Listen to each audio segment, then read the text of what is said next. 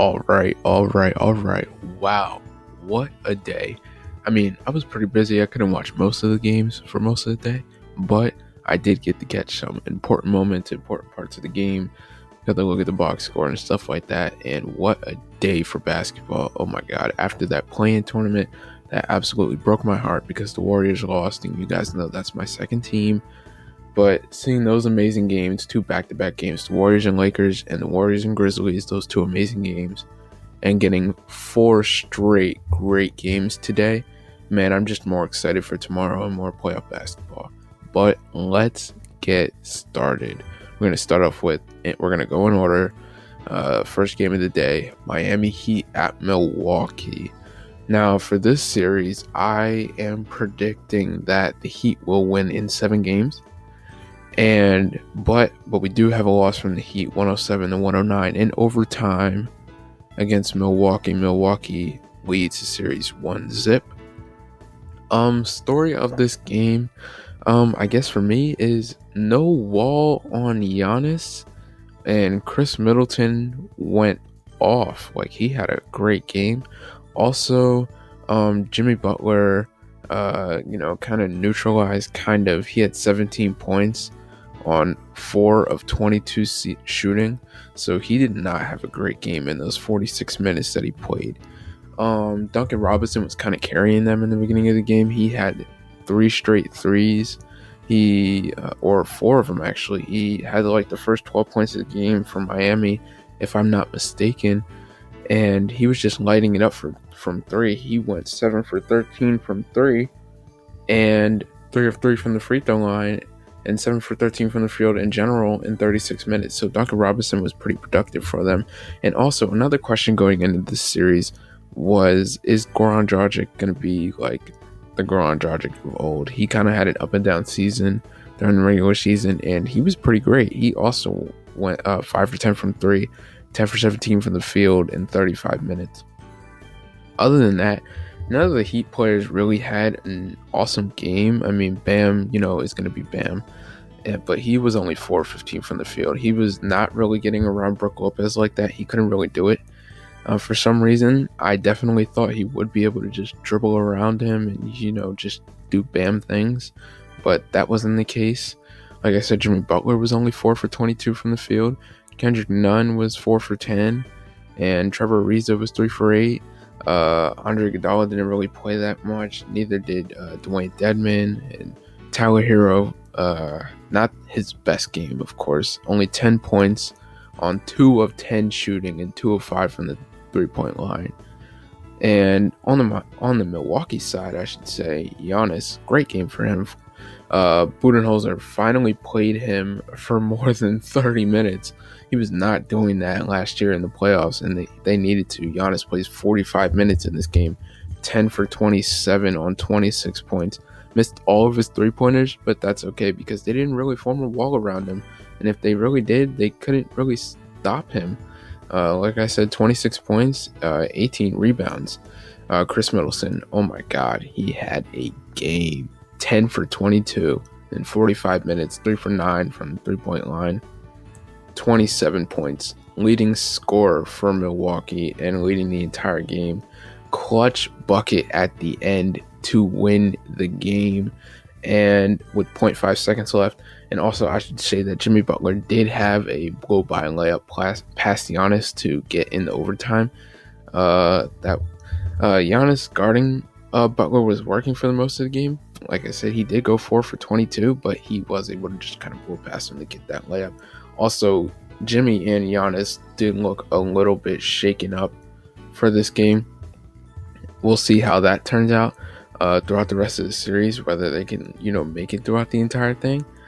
But overall, this game was a lot of fun. Of course, you see these two teams that played each other last year. Milwaukee getting a lot better, getting Drew Holiday and pieces like that. Players getting better. Drew Holiday, I should say, 9 for 18, had a good game, 20 points, 3 assists.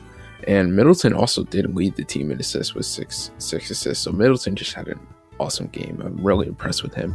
But yeah, Milwaukee and Miami, of course, everyone expects this to be a tight series. Two pretty evenly matched teams. And of course, we got a great game, and I mean a great game out of them. We'll see how it keeps going in the future. The other story of this, Milwaukee only shooting 16% from three and still winning the game, and while Miami hit 20 of them, shooting 40% and lost.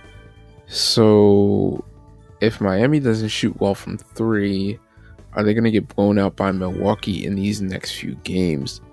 We'll see. I honestly have no clue, but my assumption would be yes, because if they shoot this well from three, 40% on 20 makes, and Milwaukee only hits five. They go 5 for 31 from three. I mean, well, what do you do? What do you do when you're not shooting well from three? How do you outscore this Milwaukee team? That's something the Heat is going to have to figure out. All right, I'm going to move on here to this Dallas Clippers game. Dallas wins this one 113-103 on the road against the Clippers. They now lead the series 1-0. Story of this game, Luka Doncic having a great game. Continuing where he left off in last year's playoffs against the Clippers. 41 minutes, 11 of 24 from the field, 31 points, 10 rebounds, 11 assists, a triple-double for him.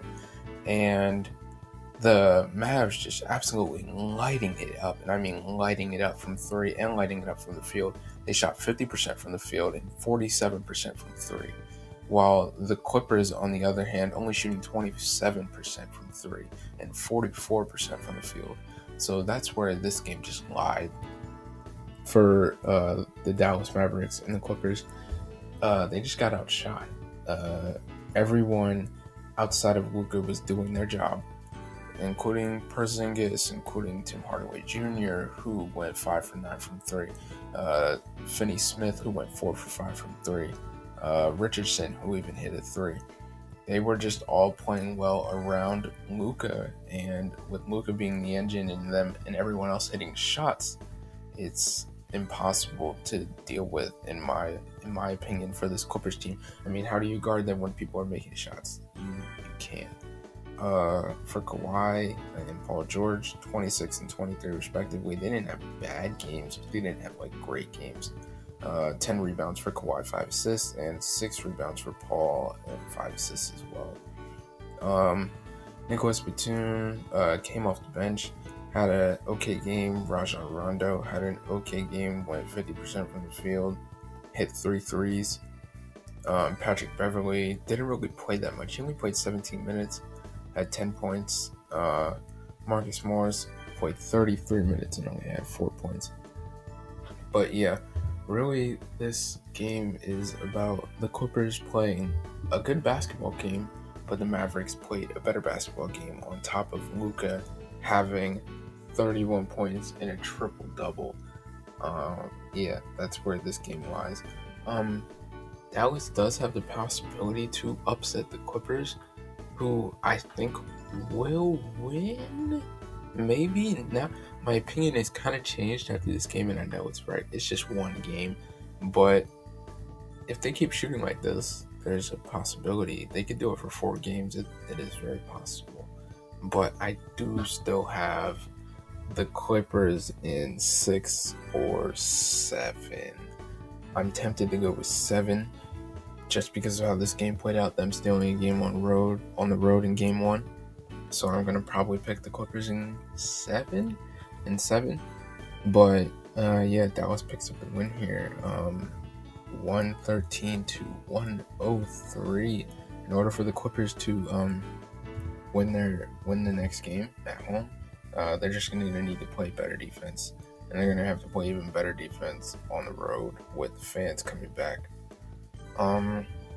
Here we go, another game I was really interested in. This is probably the one I watched the most of. Boston at Brooklyn, I should say. Brooklyn wins 104-93, and I think everyone has Brooklyn coming out of this in 4 or 5.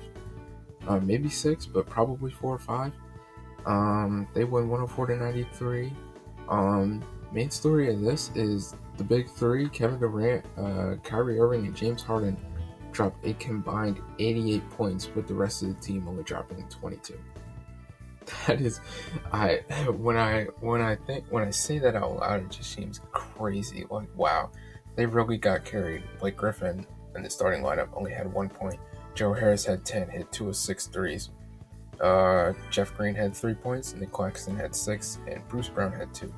That was the only scoring. If I do math, 1 plus 10 is 11, plus 3 is 14, plus 6 is 20, and Bruce Brown plus 2 is 22, and the big three had 88. If you include Joe Harris in that, they had 92.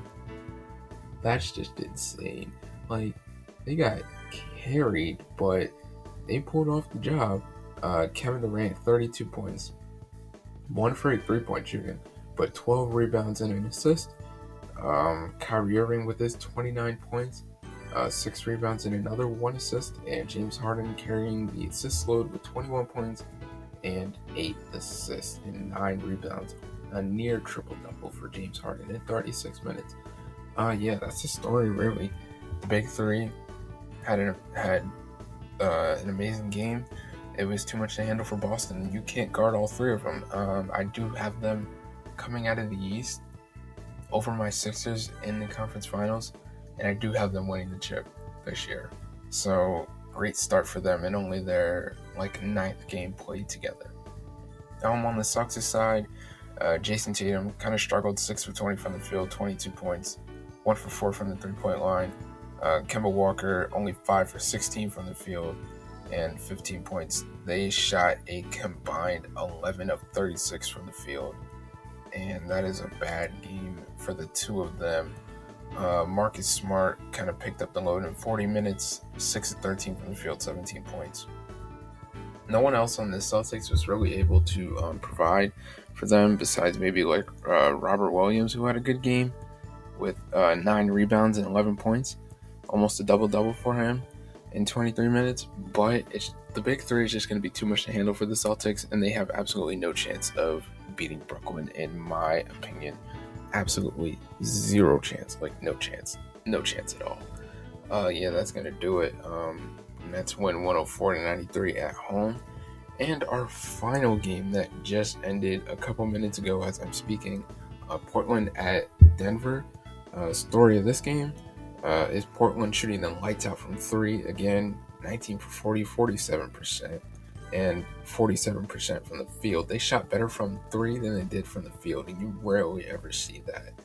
The Nuggets struggled from 3, 11 of 36, and 50% from the field, which is more like it. Michael Porter Jr. getting hounded on screens, absolutely hounded.